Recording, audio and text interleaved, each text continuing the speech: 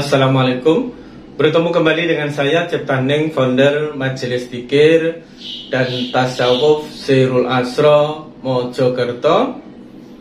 Seringkali kita menganalogikan ilmu makrifat itu sebagai samudra atau lautan.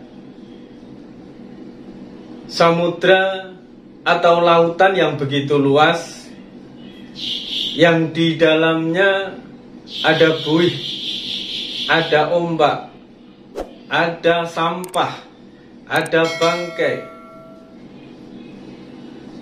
Semuanya bermuara ke dalam samudra.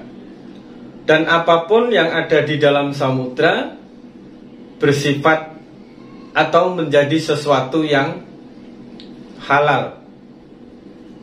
Ya, halal di sini mencerminkan apabila seseorang itu telah mencapai tingkatan makrifat, maka yang disebut halal ini adalah sifat pemaaf, sifat bijaksana, sifat ridho, sifat bisa menerima segala keadaan itu dengan kadar yang sama. Inilah salah satu yang menyebabkan kenapa ilmu ma'rifat itu dianalogikan sebagai samudra. Sahabatku, meditasi kuantum, begitu juga dengan Allah sebagai sumber daripada segala sesuatu, termasuk sumber daripada keadaan diri kita saat ini, baik keadaan yang zahir maupun keadaan yang batin. Untuk menganalogikan Allah agar diri kita bisa memahami sifat Allah, bisa memahami keberadaan daripada Allah di dalam proses perjalanan makrifat kita, proses perjalanan pengenalan diri kita, maka yang paling cocok sebagai analogi adalah samudra. Maka di dalam pencapaian makrifat seseorang, karena kita menganalogikan pencapaian itu sebagaimana seseorang itu masuk di dalam samudra, tentunya di dalam samudra yang luas itu membingungkan bagi seseorang yang tidak mengenal dirinya. Bingung mau duduk di mana, mau menjadi apa di dalam samudra. Apakah menjadi ombaknya, atau menjadi buihnya, atau menjadi airnya, apa menjadi ikannya, atau menjadi karangnya, atau menjadi permatanya. Apabila di dalam proses pengenalan diri kita, di dalam menjalani atau mempelajari tentang ilmu makrifat, namun tidak dibekali oleh ilmu pengenalan diri, maka bisa jadi seseorang itu di dalam samudra hanya menjadi ombak yang terombang-ambing, hanya menjadi buih yang tidak ada harganya, atau hanya menjadi karang, atau menjadi ikan, yang tentunya dia akan capek terbawa arus, terbawa kedalaman di dalam samudra itu sendiri. dia letih di dalam zikirnya, dia letih di dalam riadohnya, dia letih di dalam amal ibadah sunnahnya, yang kesemuanya itu bertujuan untuk mengenal samudra itu atau mengenal Allah. Disinilah yang membedakan antara seseorang yang mengenal diri lalu dia berada di dalam samudra, atau seseorang yang mengenal diri lalu dia berada di dalam kebesaran Allah. Maka yang dituju seseorang yang mengenal diri di dalam samudra itu, yang dicari di dalam samudra itu tidak lain dan tidak bukan adalah mutiara. Yang ada di dalam samudra bukan ombaknya, bukan buihnya, bukan karangnya, dan bukan ikannya. Dia akan mencari permata. Lalu dengan permata itu dia meniru, dia meresap, dia masuk ke dalam permata sehingga dia menjadi permata, bukan menjadi ombak, bukan menjadi buih, dan bukan menjadi karang atau ikan.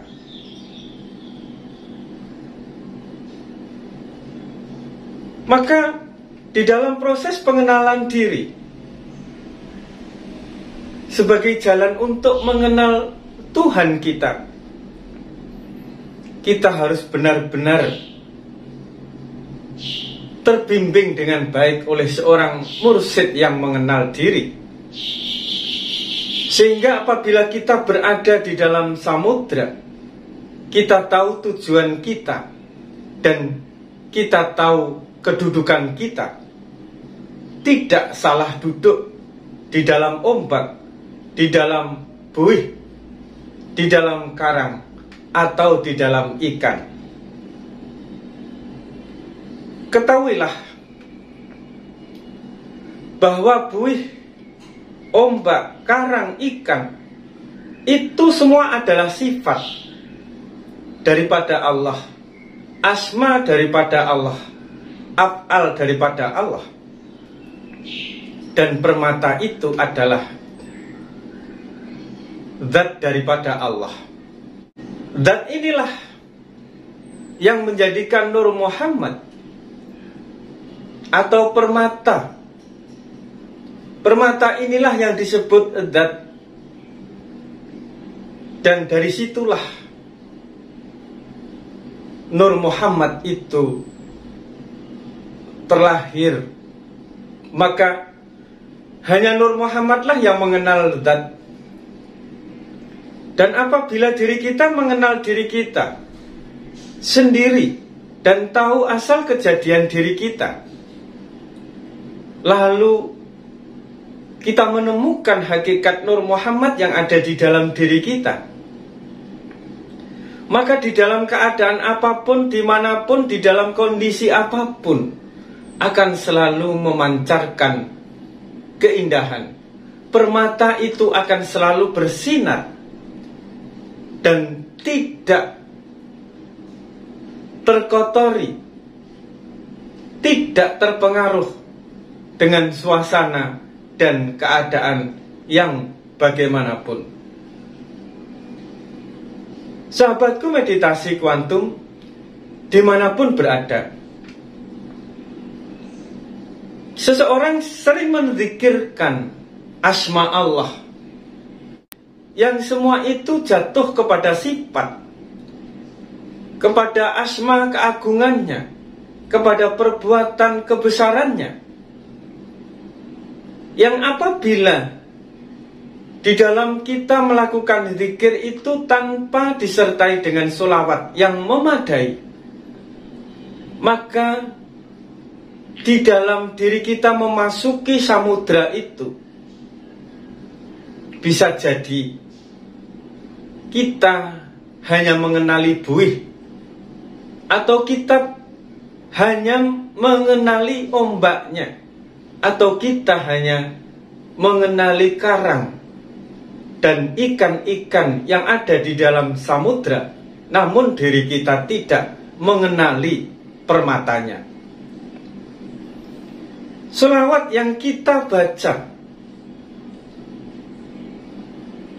adalah proses di mana diri kita akan dibawa oleh buih itu sendiri, akan dibawa oleh ombak itu sendiri, akan dibawa oleh karang itu sendiri, akan dibawa oleh ikan itu sendiri menuju permata, menuju asal kejadian diri kita, menuju nur daripada Nabi kita Muhammad Sallallahu Alaihi Wasallam, atau yang disebut Nur Muhammad.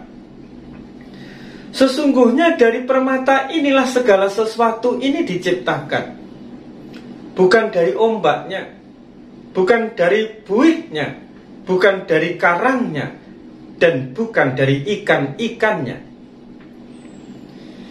Dari permata inilah segala sesuatu dijadikan oleh Allah.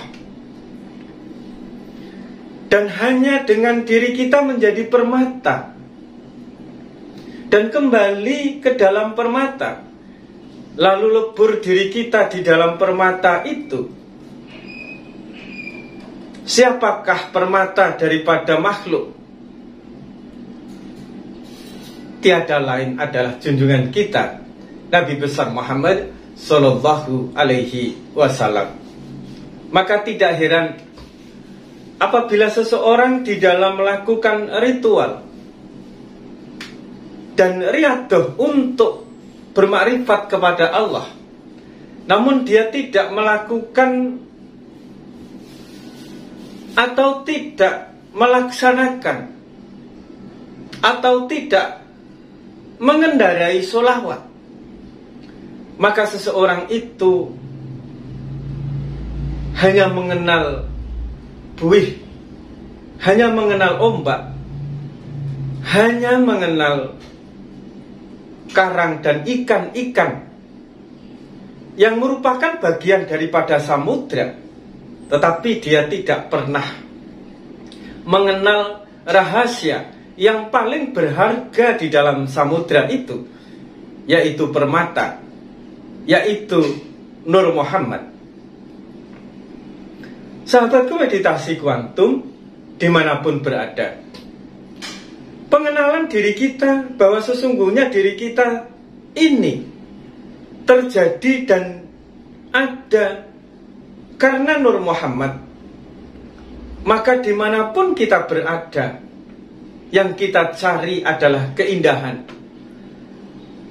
Kita mencari keindahan bukan keindahan di luar diri kita, tetapi kita mencari keindahan ke dalam diri kita untuk kita lahirkan dimanapun kita berada, dimanapun bumi kita pijak, di situ langit kita junjung. Maka supaya kita lebih berhati-hati dan menjadi bahan perenungan bagi diri kita, banyak sekali para pejalan itu yang hanya mengenal huruf, pada akhirnya menyembah huruf.